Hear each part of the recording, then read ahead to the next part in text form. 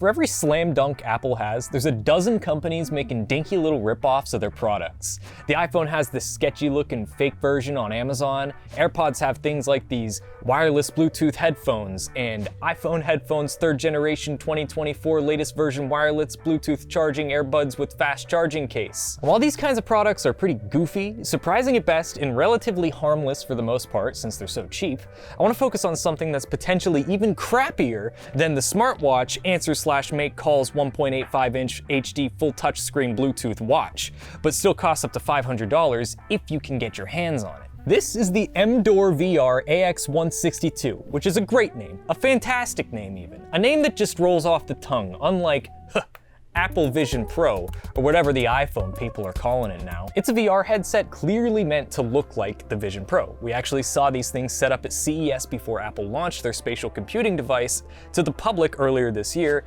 and this thing beating Apple to the punch pretty much solidified it as being the quintessential knockoff Vision Pro. I feel like even now, if you haven't already seen or used a Vision Pro, then you might get fooled by this one from a distance or in a picture. This is like the Vision Pro that your grandma buys you for your birthday as a kid because she doesn't understand the difference and, just bought it. Kind of like those little Android emulation boxes that look like PS5s now or something. What the AX162 does best is look a heck of a lot like the Vision Pro at a glance, and what it does worst is everything else. Granted, it does do a little more than I originally expected, which was nothing. I expected literally nothing, like I thought it was a scam. Reliable Qualcomm MR solutions to bring an immersive, seamless VR with superior performance, low power consumption, and unmatched accuracy. VST technology seemingly integrates digital content with reality, improves security, and creates a natural and comfortable feeling for users. Now, if you're wondering what that even means, you're not alone. VST apparently stands for virtual or video see-through, so they're just saying that the thing has pass-through in a really obnoxious way,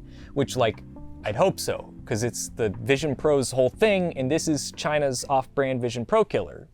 Right? 3D stereo shooting, which sounds like a ripoff of Apple's spatial video, but potentially worse. Probably worse. They're claiming that through accurate 3D capturing, you can record the warm moments seen by your eyes with one click. Yes, the warm moments that you'll experience while looking like this. Brother, Also, I don't think this thing's capable of spatial video, just photos, which I guess is what they mean by shooting here, but we'll see about that. It also claims to have seamless switching between multiple screens to improve productivity, which could mean a whole bunch of things. And it says that it's comfortable and that every ergonomic detail is carefully considered to bring unparalleled immersion. And okay, that just straight up can't be true. Every design detail is quite literally just meant to make this thing look like an Apple headset. As far as hardware specs, this thing's got an 8-core Qualcomm Snapdragon SXR 1130 processor with Adreno 615 graphics, but only 2 of the cores they have are high performance and the rest are for low power. You can either get 4 or 6 gigs of DDR4 memory. It's got a combined 3664 by 1920 72 Hz display, and it's also Wi-Fi and Bluetooth enabled, runs on Android 8.1, has 2 not at all obvious cameras on the front, and at the very least doesn't require an awkward battery pack to hang off the side while you're using it. It's got a 3000 milliamp hour battery, good for around 2.5 hours of video playback, a USB Type-C port, and 2 built-in microphones for some reason, and stereo speakers. And of course, let's not forget the controller, or controllers. For some reason, our headset came with 2 wired controllers where one looks ever so slightly less cheap than the other, but they both work pretty much the exact same, just with the back and setting button locations being swapped between the 2. Regardless, these things are not wireless or motion controllers, but they keep you from having to tap a physical button on the headset to select things, because in order to select anything, you have to aim the reticle at the center of your screen and then click an OK button. And it works the same with the controller now, but it's just already on your hand. You don't gotta reach up and stuff. And yes, this all goes for typing as well. This is how you type. It takes forever. You gotta move your neck around all the time. Now, I wanna be upfront with you. I already tried this thing a teeny bit before making this video. I briefly had the honor of wearing one for a minute or 2 at CES this year, and it just kind of felt like I was wearing one of those old Galaxy Gear VR headsets that Samsung shipped with their phones a while back. You know, the ones that you'd pop your Galaxy S7 Edge into and you could look at Google Earth through it and stuff. But Brett and I also tried to film a video that was like a first impressions style about a month or 2 ago, but the footage got ruined, so we kind of abandoned the idea for a little, because, we can never really blind react to it again. Because that's the type of reaction you have to it, because it sucks that bad. Makes me wish I was blind more like. I should have looked in the sun. So I spent a little time putzing around with this thing to see about how well it holds up with these so-called highlights that Emdoor mentioned in their blog post. First of all, does the Qualcomm technology deliver me superior performance with low power consumption and unmatched accuracy? Well, judging by the responsiveness of the UI, no. And other than that, there's not a lot of intensive processing going on. That's what it feels like, at least. I will say that downloading Subway Surfer took a solid 10 minutes just for the APK file, and then another... Oh, yeah, it's still installing. Why does it look so weird?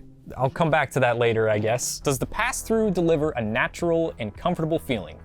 Absolutely not. First of all, the cameras on this thing just suck, and the FOV is all wrong too. It makes it seem like everything's way closer to your face than it actually is. If you move your head too fast, especially while you're in pass-through mode, you can see the edges of the screen bouncing in and out of being rendered. And pass-through is so delayed that it makes me immediately motion sick and probably should just not be there at all. But then it couldn't pretend to be the Vision Pro. The worst part, at least for me, was that the device automatically removes what the external camera's seeing when you're screen recording in pass-through mode. So I can't even properly show you what to expect. I did hold a camera up to the eye hole though, and this is what I was able to get. Appreciate that, yeah.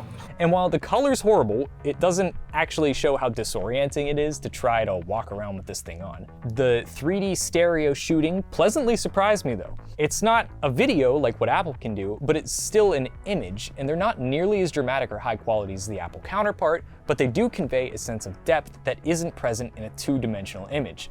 I don't know if it'll be noticeable in the footage I'm getting, but it basically gets image data from the perspective of each of your eyes and combines them into one picture to make it look like things are actually occupying the space in front of you. Although Meta's planning on incorporating similar tech into their Quest 3 headsets sometime soon, and I think I can safely assume it'll be a little more robust than this. And so what does Emdoor mean when they say it has seamless switching through multiple screens? Well, from my testing, they're just saying that in the default internet browsing app, you can have up to 3 screens that line up pretty much exactly with how the Quest operating system works, but while looking and functioning overall worse. Certain apps like the browser commandeer the whole display, while others let you drag them around, kind of like an actual Vision Pro would. Just keep in mind, you gotta move your neck around for everything, so that can pretty quickly get exhausting. And finally, does it seem like Ergonomics were at the forefront of the design language? I mean, in a way, I guess you could argue that it was, because that's more or less what Apple was going for, right? And I'm sure if Emdoor was asked about it, they'd give some jumbled version of what Apple would say. But ultimately, no. Based on my observations, this thing was for sure made as affordably as possible, while also looking like a Vision Pro. That and what I was saying about moving your neck around. You'd think you could use the controller's joystick a little more to circumvent the need for so much movement, but no. Also, here's a couple more things I noticed while messing around with the AX162. The microphone, pretty bad. Just listen to the audio from this video I took when I thought it'd record what I was seeing through the pass-through, and I was trying to show you guys me walking around. This thing's great. I'll just casually walk back to my desk now. Screen quality's also pretty bad, but also allegedly the same as the Quest 2? I haven't used my Quest 2 in a hot minute, but this seems way worse than what I used to experience. They're also a little dishonest, I feel, because they only show you the combined resolution between both eyes on their AliExpress page, which is 3664 by 1920. But per eye, that's cut in half vertically, and it makes everything look like a crunchy mess, including the UI. There's also pretty much no ecosystem to speak of here, which I think is really important for a device like this. The Quest's had years of establishment, and Apple's got most of their iPad library available on the Vision Pro from the rip. But just look at this App Store selection the thing's got. Most of this stuff is just a 2D experience that floats in a 3D space, and there's not even a ton of that. The AX162 might run on Android 8.1, but there's next to nothing in the App Store. Other than that, you get a few apps pre-installed of varying weirdness levels. You have your basic stuff like a file explorer, browser, this weird Chinese VR service thing I couldn't figure out how to use, camera, etc. But it also had this strange app that I thought would be like an e-reader or something, but instead it landed me in this scene only denoted as surrounded by beautiful women. And, well, I had to check it out. Oh. Oh, hello, ladies. Most importantly though, it had Gold Miner Vegas installed. Realistically though, I fail to see how this thing is practical beyond anything more than a novelty. You could argue that people in China who maybe don't have access to a Quest or Vision Pro could use this. Is it that hard to get a Quest headset in China?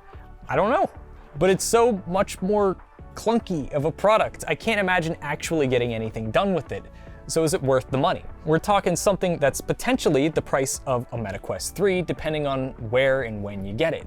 I put together this little spreadsheet comparing the different Quest iterations to the AX162, and on paper you might be fooled into thinking that it's a decent route to take. There is technically, allegedly, 2 versions of the AX162. So let's assume you got the 6 gigabytes of memory, 128 gigs of storage version for around $400. Comparatively, for $100 more, the Quest 3 will get you a bigger battery, much better display, more cameras, and an extra 2 gigs of memory, and now it's DDR5. Maybe none of that matters enough to you, but the Quest also gives you better software, actual motion controls, a fleshed out ecosystem, functional microphone, and actual pass-through that might not actually make you sick. I get it though, the Quest 3 is pricey, so let's compare it to what I think is probably the best value in entry-level VR. The Quest 2 has just as much RAM as this thing, slightly larger battery, higher refresh rate, motion controls, more performance cores, the same screen resolution, and most of the other Quest 3 stuff just without the pass-through, all for $200. That's half the price for a device that's just as capable as the AX162, if not more. And it has actual stuff you can do. Oh, and I almost forgot about Steam Link. You can hook up a Quest to your PC and use it as just the headset and not a console to play VR games from your PC, which might even be more powerful than your VR headset. Emdoor ain't got that. And if you've lost all self-worth though, you could always get a Quest 1 instead too, but you'll have to get it secondhand and the screen's a little worse than the AX162's, but hey, you can find them for under $100 depending on when you look. So I'd still rather get one of those personally, even if they have no pass-through. Clearly, I don't think anyone should be buying this thing, but part of me still kind of likes how much it reminds me of the Wild West of early VR jank. Back whenever it was finally available to people who weren't just hardcore enthusiasts or YouTubers with too much spare cash, and so much stuff was barely held together and based on terrible ports and mistranslations that never really worked properly. But honestly, I don't use VR very much. And if you're not using something like a Vision Pro for daily productivity, then you're probably not using it very much either. Unless you're like really into this stuff. I wish I could join you guys, but I just get way too motion sick. I wish I could fairly compare the AX162 to the device it's stealing its look from, but that just wouldn't be a fair fight. I can't even recommend it over a Quest, even though Zuck seems to think that they're better than a Vision Pro. I don't know, I think Emdoor grossly overpriced this thing, but it's probably fair if you consider the cost of materials, and I can imagine some people would get just as much use out of this as a Quest, because for most people, VR just kind of gets old after a little bit. Okay, yeah, maybe that's it. It's the VR headset for people who don't like VR. Yeah. All right, hold on now. Let me see if Subway Surfer's finished installing yet. I really want to try it. Oh man, it's upside down.